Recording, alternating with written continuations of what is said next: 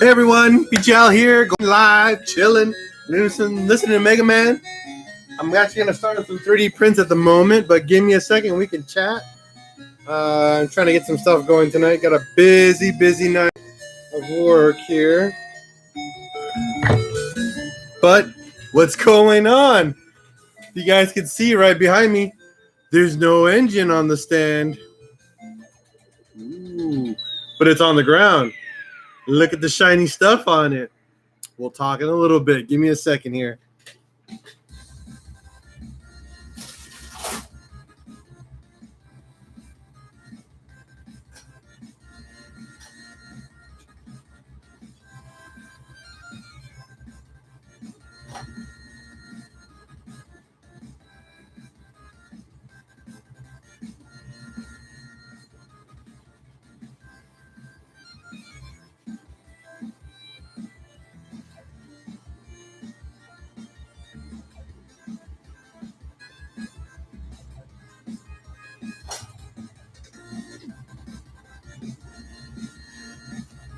Be right back, guys. But what's going on?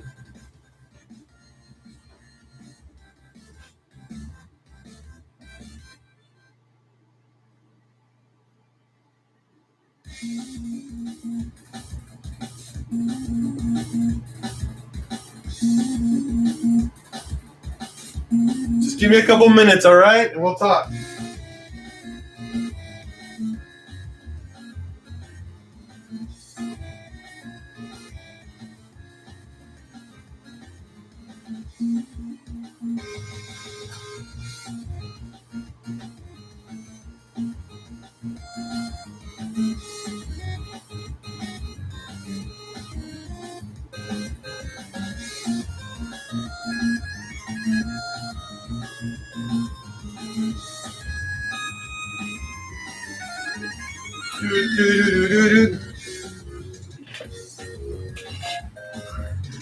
No, I did not enjoy those 4 iPhones. Jeez, man. Talk about a ton of work, man. Holy crap. A little too much work, to be honest with you.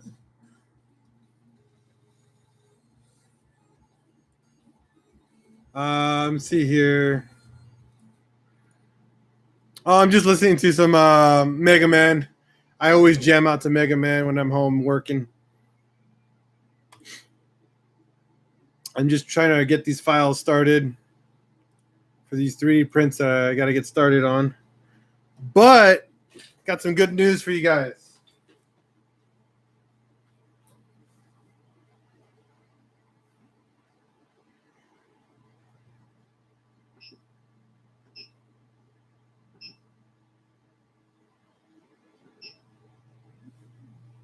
Gotta get my all my work stuff ready.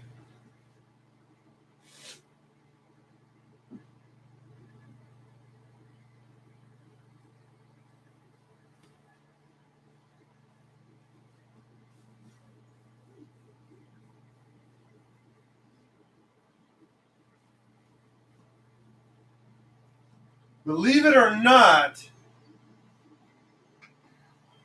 Staples glue sticks have been the best things I've used so far to print ABS. This cheap ass glue stick is the best thing I've done to make 3D printing for ABS the best solution I've had so far.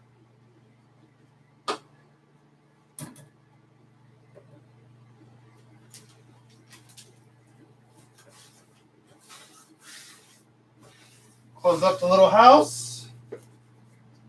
That'll be done in 11 hours. All right. So I've gathered you all here today for something very, very important and very dear and near to me. Everybody knows that I have a Mark II and a Corrado that I'm building. The Mark II is right now currently on hold due to financial situations, but it's okay. On the positive note, I have a good friend of mine who wants to build a 1.18. since I had a fully disassembled 1.8T chilling in the background for the longest time, I sacrificed the 1.8 for my buddy so he can get involved and learn how to build a motor.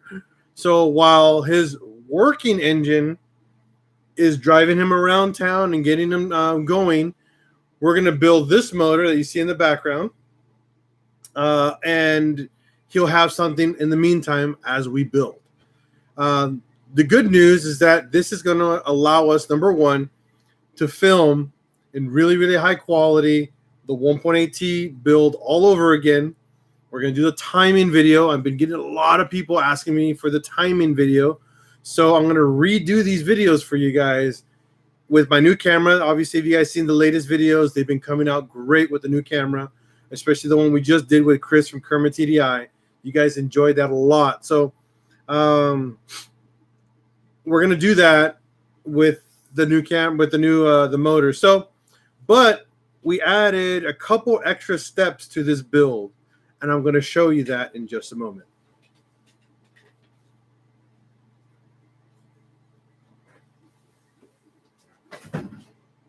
Okay. This is a AWP head. Now, if you guys know or ever seen the inside of one of these heads, there's nothing to really look at. It's very boring. There's nothing fancy about them. But I'm going to show you something that we haven't done here yet on Pinche's Garage, and that is fully build a head from scratch. This is a really, really cool opportunity for me and for you guys to learn how to build an entire head. And I mean an entire head. We're going to do stem seals. We're going to do valves. We're going to do how to use the proper head tool. We're going to learn how to pretty much take this whole entire head and put it all back together, which is, to me personally, very, very exciting because I get to learn how to do this. And I'm actually pretty stoked about it. So, and you guys can see this has been already 100% hot tank. So you'll see this, it's clean. It's also just got decked.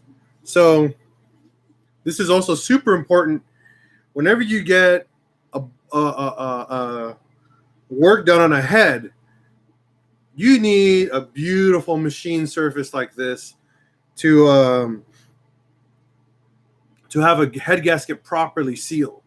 A lot of guys like to just go by, go pretty much swap out, pull off a head, clean it all off, and just slap on a freaking head gasket.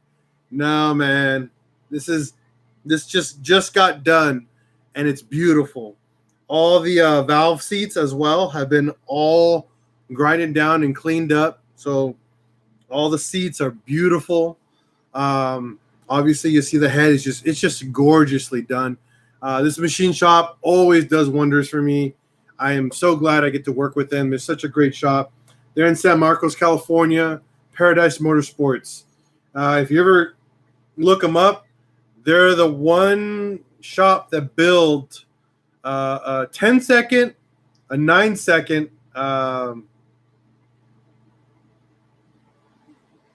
10-second, 9-second air-cooled VWs, and they're currently building a 7-second air-cooled VW dragster, which is freaking insane. Now go see on the other side. One thing I love about these guys, the attention to detail when they get these. Hey, Papa, going to bed, right? Come say hi. Have a good night. Hi. Mm-hmm. Go get some sleep. Ah, you smell good. See? That's a good shower. All right, go to bed. Lily. Don't worry about your hair. You're going to bed. Don't scratch it. All right, we'll see you later, okay? Peace. Go to bed. Come on. You go to bed. No, it is your bedtime, sir. All right. So one thing I love about these guys is the attention to detail for the little things. Number one, They love to like clean off stuff. Obviously, this is just residue right here, but they love to get all these spots where stuff goes on. Pretty much like where seals and gaskets make. They machine them all off, get them really nice and clean. So really, really nice. I mean, this head is like, again, it's just beautifully done. Not much to really look at besides this is just a really put together. Hey man, I'm running Coney coilovers all around. My driver's side spring broke today. Any suggestions on the replacement? And it pretty much banging. You took the words out of my mouth. Go get a replacement spring from Coney. Smartest thing to do right there. Hit them up. If it failed, they will probably warranty the product and swap it out for you, honestly.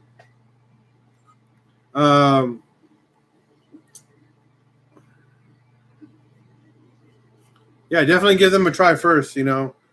Don't end up buying something when you can actually probably end up just replacing it.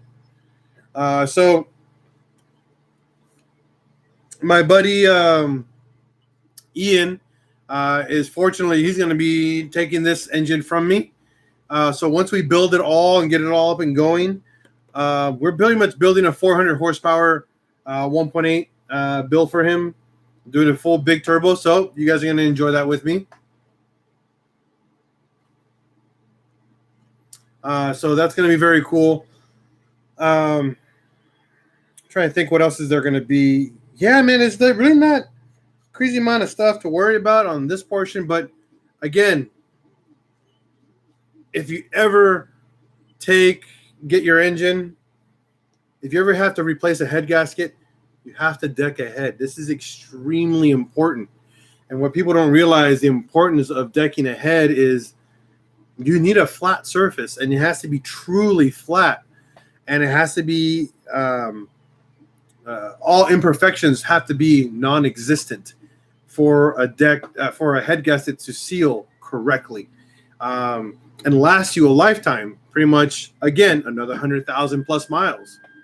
You'd be surprised on what a lot of people, I just replaced a head gasket and it just failed on me. Probably because you did it wrong and you were cheap about it. Yeah, but if you find a good machine shop and you make friends, you buy food, take care of them, they'll take care of you, honestly.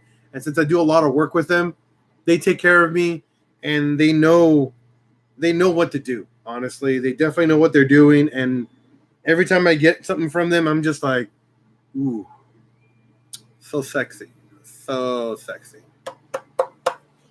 So again, we're going to show you how to do all this work pretty soon. So there's the head. Now I'm going to go show you the block.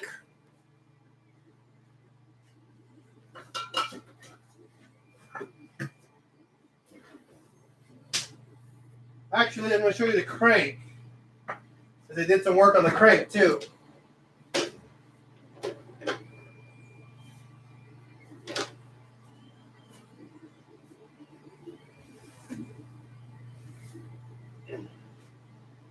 Here's the crank right here, and this looks pretty.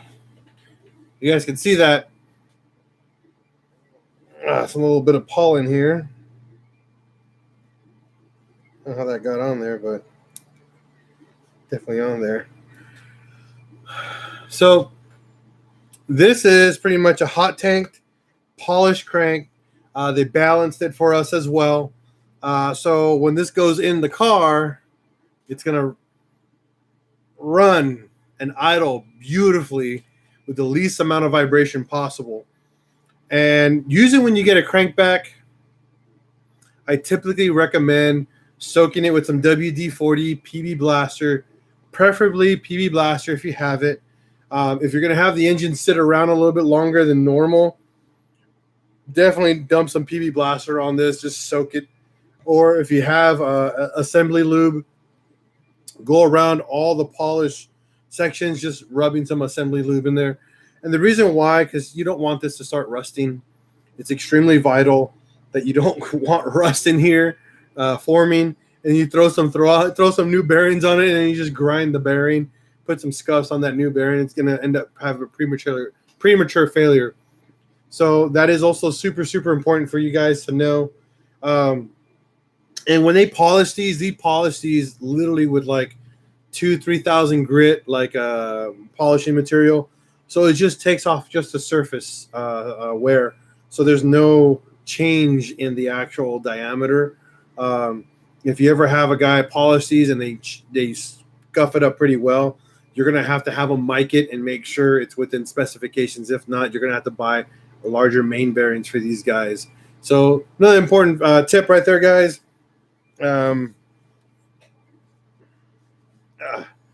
One other very, very vital tip is this is your crank gear right here. This is where your what's it called, your crank sensor sits. So crank position sensor. This is your crank ring. So for any reason this gets removed, you have to buy a new one. You cannot just put it back on. You can't unbolt these and put them back on. They're a one-time removable item. So if you do decide to remove this ring off, unfortunately, you're going to have to buy another one because it will throw off the alignment and pretty much the timing of the actual ring gear. So I definitely recommend don't play around with this thing. Don't remove it. There's no reason for you guys to remove this ring right here at all unless you dropped it and then you bent a corner. Then yeah, replace it because then your car will never turn on. So pretty dope. So I'm gonna actually tonight we're gonna get some of this stuff cleaned up. I'm gonna throw away the old valves. We're gonna get all that taken care of. Hey Pinche, I was thinking about buying myself a 2010 PT Cruiser and modding it with a spoiler and gold rims. Any thoughts? Yeah, lots of thoughts actually go through my head, and that's don't do it. That's pretty much the thought I have. The primary one that's coming in my brain is just instantly no, welcome house. Do not do it. And if you do, then do it. If it makes you happy, go for it. Yeah, AutoZone, AutoZone plastic dip hood scoop, perfect. You can literally mod everything on that PT Cruiser at AutoZone. This guy gets all offended. Whoa. Hey, welcome house. Which are you? Is it you, Brady? Is that you? Welcome house. Who are you? I'm really curious on who you are.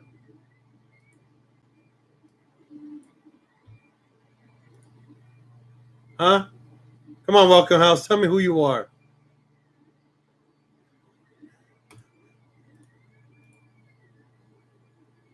I'll find out. I'll find out who you are.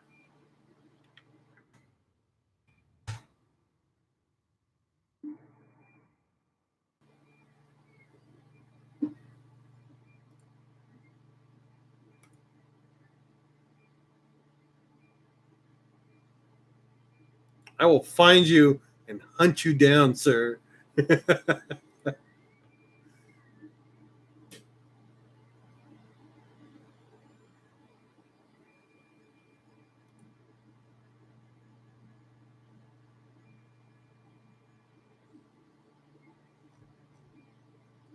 By the way,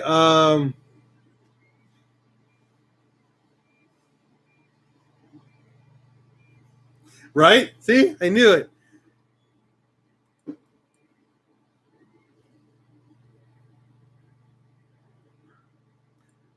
I think it's Brady. I think honestly, it's Brady from work.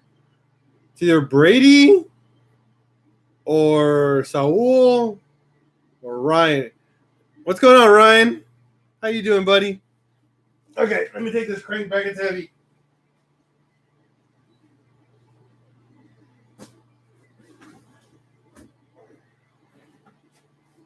Okay, so the next piece is this guy right here. Pretty much the heart and soul of your build, which is the end, the actual bottom end.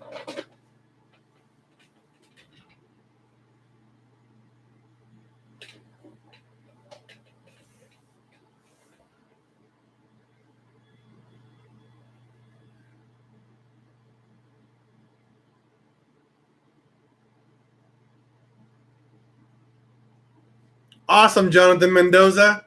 Glad to hear that, buddy.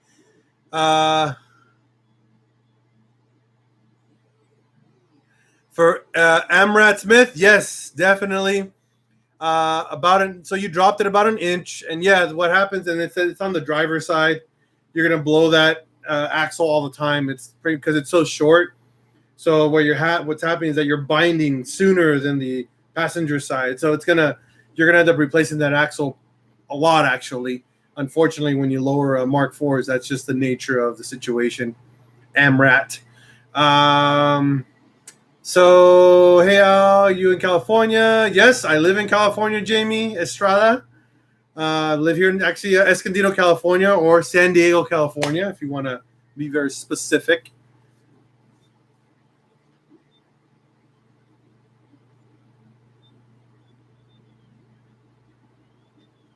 Yeah, exactly, the knuckle. But mostly, if you do an engine spacer, you lift it an inch, that fixes the problem for lowering 1 inch.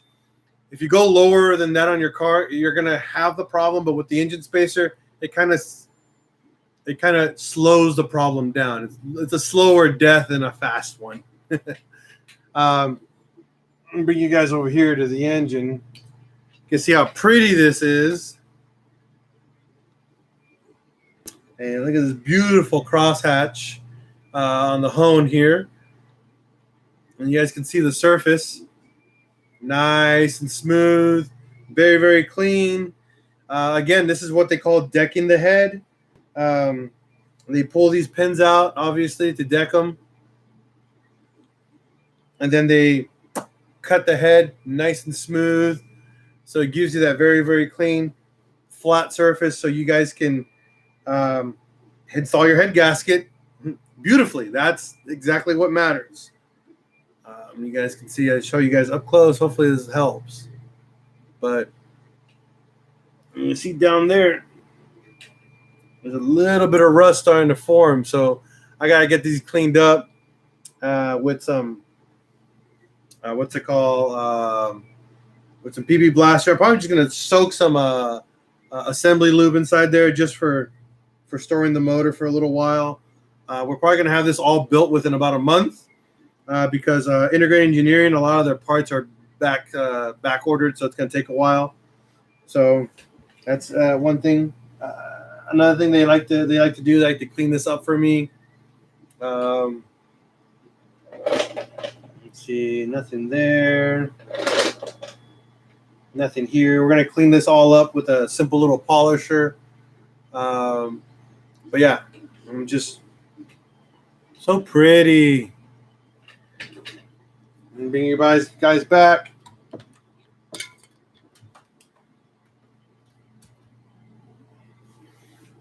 Push this sucker over there. So that's the good news. So I don't know if you guys are excited as I am to build that. That would be literally my 10th 1.8T I'm building. So I'm pretty excited with it. Yeah, pretty much that's what they told me, that they're a couple weeks out, which is fine. This gives us the opportunity to pretty much, we're going to clean out this entire garage, actually. This whole right-hand corner, we're going to clean it all out because we're going to build a VR6, guys. I'm going to build, tear down and build a full VR6 with you guys pretty soon. I know you guys are been asking for that, so I'm going to do one. I'm going to do a VR. We're going to actually do it with Ray Ray. Yes, you just heard VR6 banging. My buddy Ray Ray is going to loan me his VR. We're going to disassemble, and we're going to learn how to build it together. Obviously, we're going to learn correctly because you have to have one of these. All righty then. Hello, Volkswagen 1.8 VR6 TDI 2 slow. Repaired manual. You need one of these to rebuild and disassemble a VR or any motor in general. You see all my freaking Post-its? These Post-its are like 3-4 years old. So, this is pretty much what we're going to be using to disassemble, reassemble VR from pretty much everything. We're going to have the engine machined. We're going to get new internals, everything, and we're going to learn how to put together a VR. So very exciting news, guys. Very, very exciting. So a lot of stuff is coming down the pipe. Finally, here at Pinche's Garage, we've been slowly working.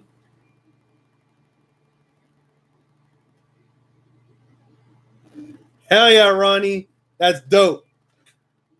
We should build a freaking an Outlander. We should build you an Outlander, man. A lifted Mark IV. Because I was gonna wait until next week.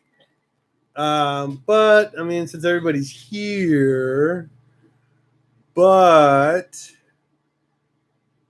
I don't know if I should tell you guys. I should wait. I should honestly wait. I don't know.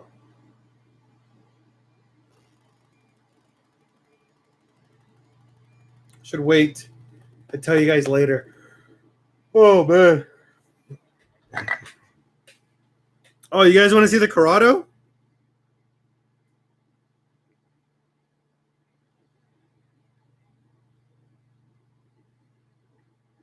Where is it? Okay.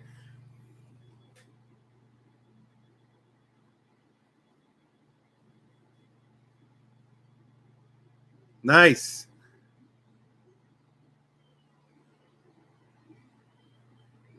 But here you go. Here's a picture of the Corrado, okay, guys? So you guys can see what the Corrado looks like. There it is. That's what the Corrado looks like, by the way. You guys can see that? Looks so good. So good. I'm not going to show you.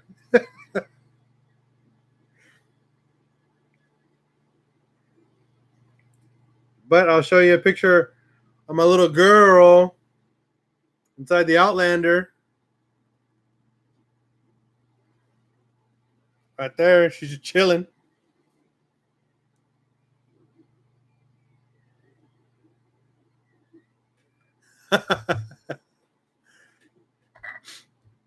Okay, so Ryan Stacy, how much horsepower will hold on, before I answer your question, Jaime Estrada, what type of conrods would you recommend for a 1.82 with a Garrett turbo? I hear the crank and pistons are fairly tough. Okay, what type of upgraded rods? Now, this question gets asked a lot. Pretty much just go pick up some drop-in rods from Integrated Engineering. You want to pick up drop-in rods, to be very, very specific. And exactly what Bangin is worried. Torque is what breaks engines, not horsepower. Horsepower is the speed of the revolution. Torque is the force that goes up and down to make that revolution. Just to give you guys the difference. Hey! Huh? Right now? Give me a couple minutes when I'm done. All right? I'm talking. Give me a couple minutes. So a Garrett turbo. What Garrett turbo? Jaime Estrada. Garrett is just the brand. Which turbo specifically? There's so many. There are hundreds of turbos that Garrett makes. Gotta be a little bit more specific. On top of that, what type of power are you looking for, Jaime? Okay, so ask me those questions next. Ryan, how much horsepower or stock? Pretty much the magic number, Ryan, for a 1.8T AWP block, very, very specific, AWP, which came in the later 2002 models. Pretty much torque is about 300 to 310 pounds a foot torque is what a 1.8T stock can handle. Okay.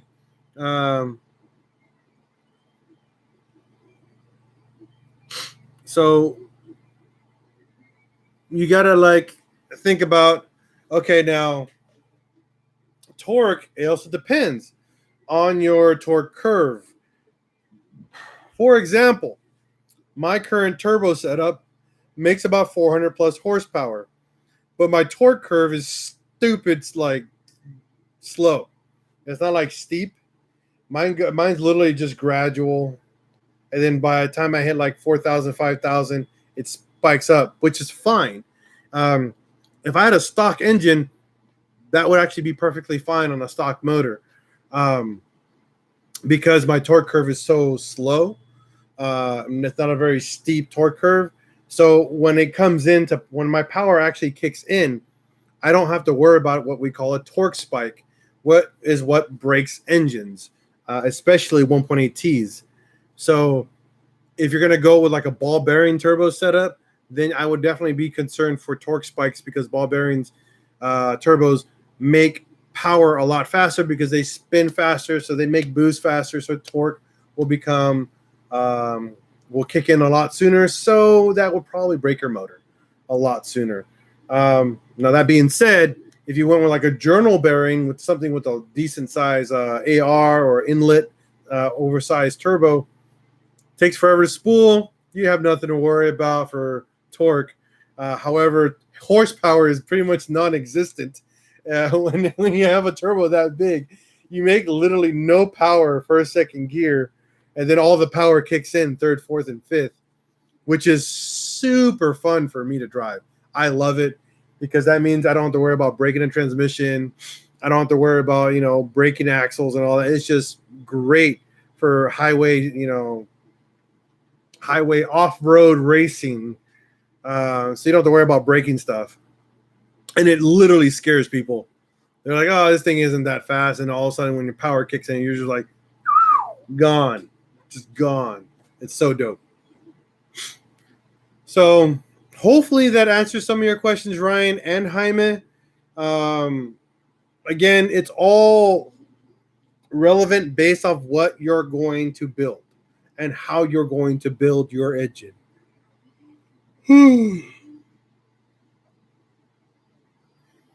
Any other questions you guys have by chance? I mean, I'm here to talk. Because I have to go do some stuff in the living room right now. So if I don't get questions asked, I'm going to leave. Awesome, Ryan. I'm glad that makes sense to you. I'm glad. And that's what we're here for. We're here to make sense to certain things,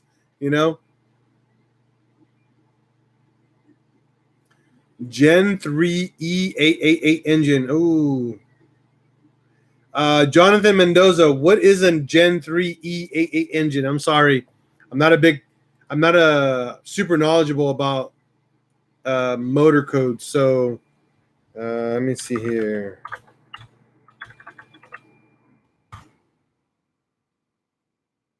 Oh, 2.0T. 2.0T engine. Interesting. Okay.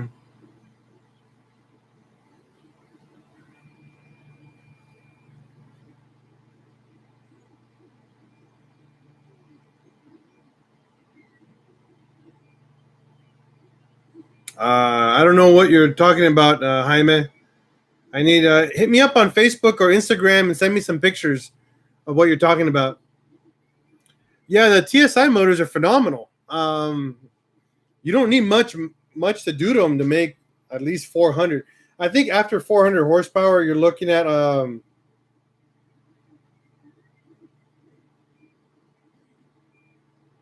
Ronnie. Yeah, I mean, I usually don't tell people when I'm going to go on live because I don't know when I go on live.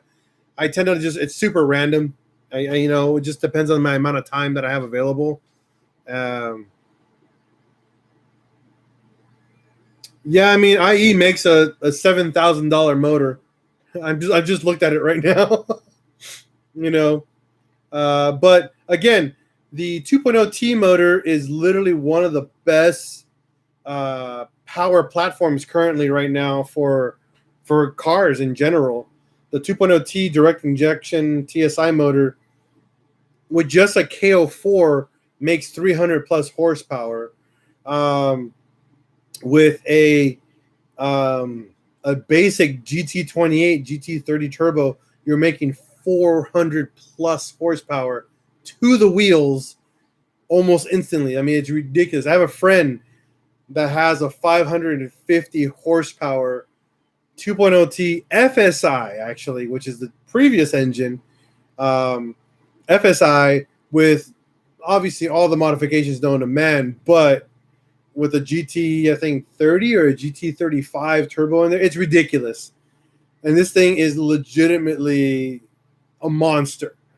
It is probably one of the fastest GLIs I've been in. VWs I've been in a long time in a 4-cylinder, to be honest with you. I thought my car was fast. Uh-uh.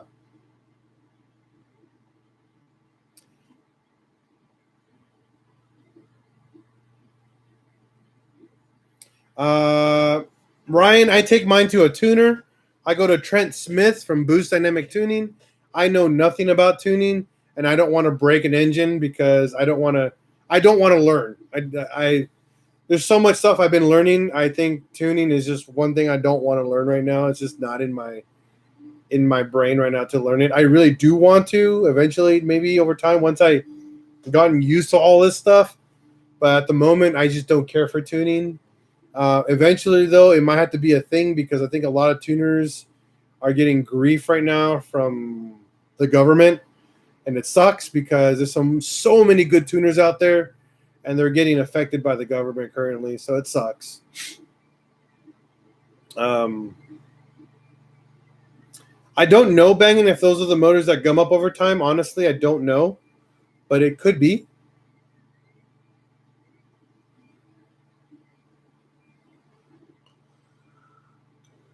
For what a spick. Entries. Funny thing, we got more orders in. I was actually going to do all that. Next week is all about the contest. I'm going to be adding another very big prize to the contest to make it a little extra juicier. And it's actually going to be a choice for you guys, okay? And I'm not going to talk about it right now because it's exciting for me and it's exciting for you guys because it'll benefit you guys 1,000,000% for your build down the road. So, well,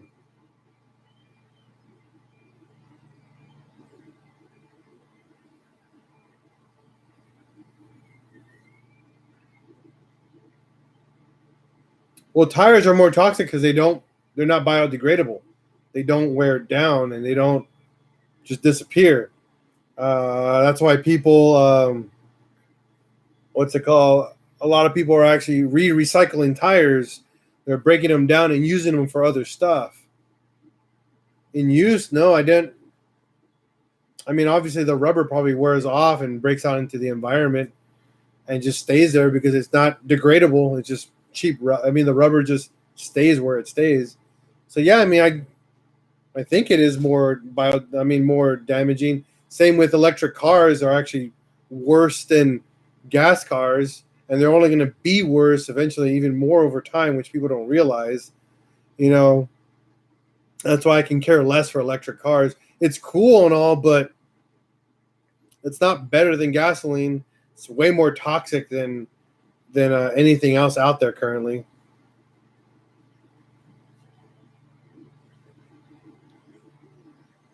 Very cool, Jaime.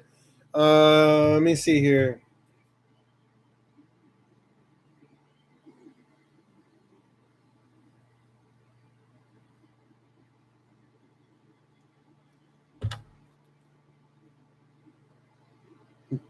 Sir Cartier.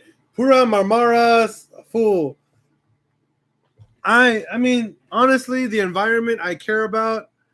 I really do care about the environment a lot, but I honestly believe that to help the environment, I think corporations, manufacturing plants, and refineries should be the first companies to figure out how to become more green than us because they're the ones making more waste than we are.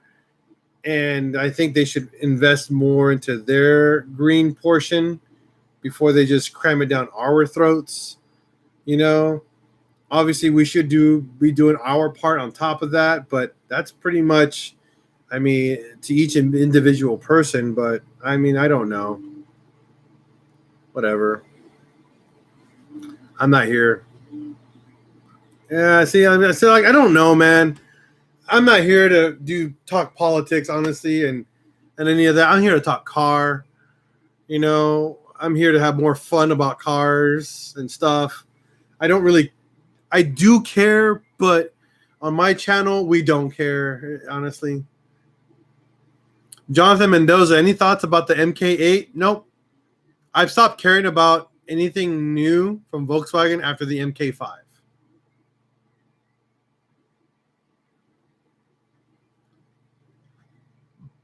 Yeah, it's true, Jamie. But again,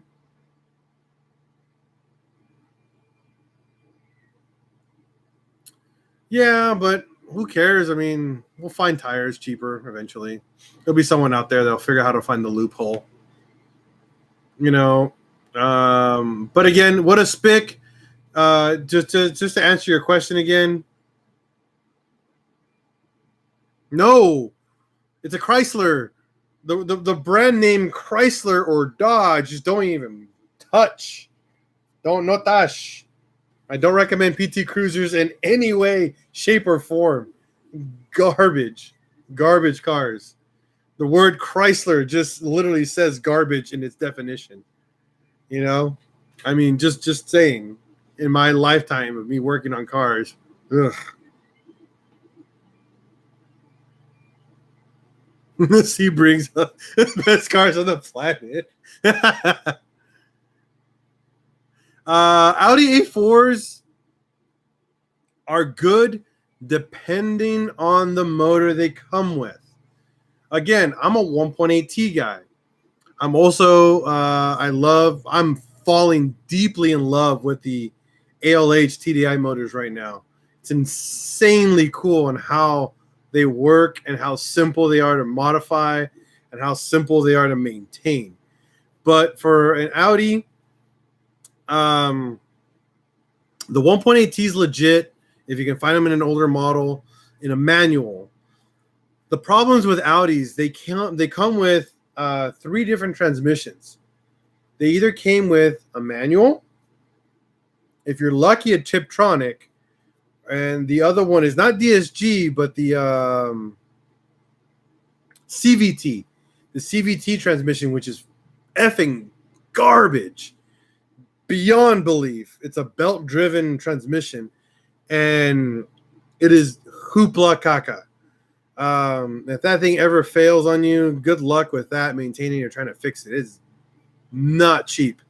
But if you get your hands on a manual transmission Audi, if even better if it's a Quattro with either a turbo motor, which is 1.8, 2.0T, you're going to love it. It's a phenomenal engine. The V6s, the 3.2 V6, but they also released a 3.2 VR6, which is very rare, but you can find them. If you got them in a VR, you're golden, dope engine, take care of it, legit. But if it's a 3.2, just standard actual V6, just run away from that engine. It's notorious for overheating and cooling problems. For like pretty much any of those like 99 to 2005, 2006 all had 1.8Ts, and then like 2006 to 2010 all had the 2.0Ts, which are great. The 2.7T, I don't know if there's a difference between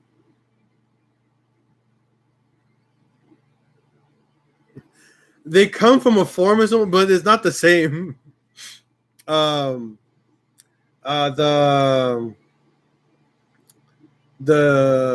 later generations Audis that came with the 2.7Ts, aka the B5 chassis and the B6, depending on the generation, 2.7Ts, some of them are freaking bulletproof.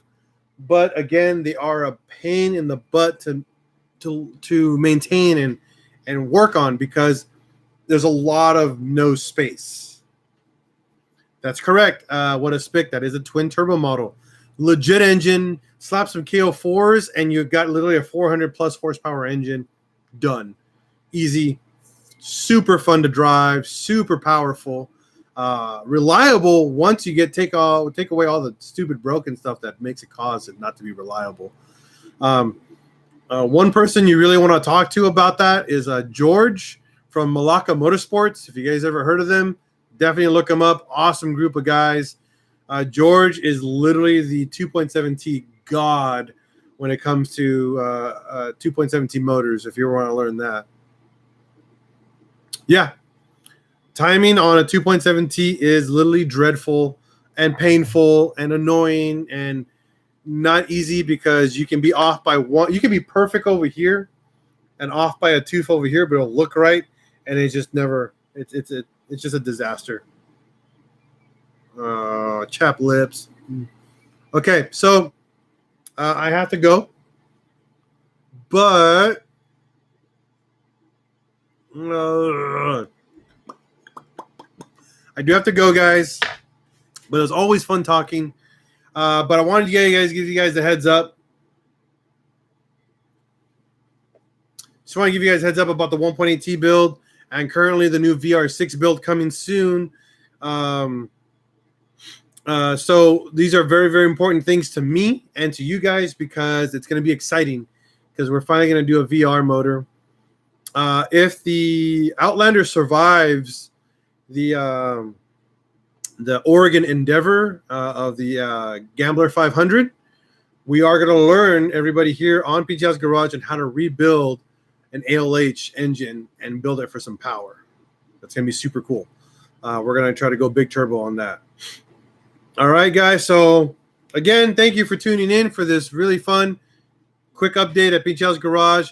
If you guys are following my Instagram page, please, please, please share, like, because we have big announcements coming next week to finally get this contest over with.